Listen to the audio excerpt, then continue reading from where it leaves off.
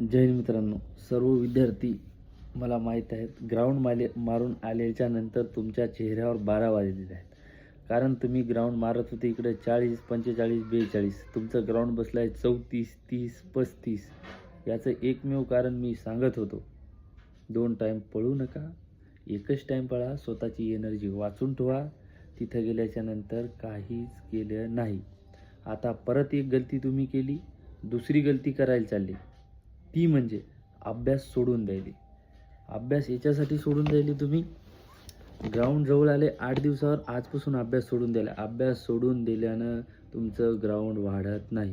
2 time ground केल्यानं वाढत नाही. तुम्ही 2 टाईम ग्राउंड करा, ऑटोमॅटिक तुमचा गोळा कमी होते. एकच टाईम ग्राउंड करा, एकच टाईम गोळा फेका. सकाळी 2 तास, संध्याकाळी 1 तास. काही मुलं विचारलं मला, सर मी आता अभ्यास सोडून दिला, मी ग्राउंडवर फोकस करायलो.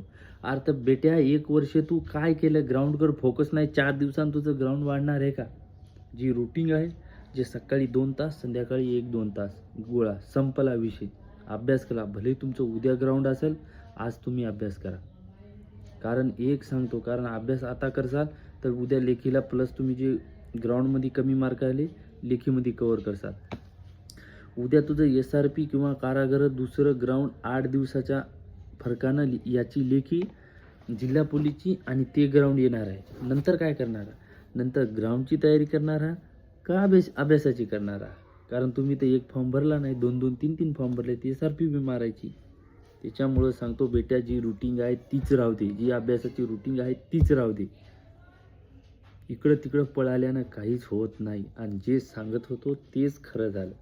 तुमचं ग्राउंड कमी आलं, एकच कारण त्याचं, 2 टाईम ग्राउंड मारलं. आत्ता सांगतो लेखी बी कमी येईल. लेखी भले तुझं उद्या ग्राउंड असो, उद्या मला जायचं, आज तुझा 4 तास अभ्यास झालाच पाहिजे. कोणाचं ऐकू नको. जे सांगायलो ते नीट ऐका, नाहीतर काहीच खरं नाही. हीच हिंगोली आहे, हेच ग्राउंड आहे, तेच परत भरती यायली, त्याच्यातच तुम्हाला करायचे.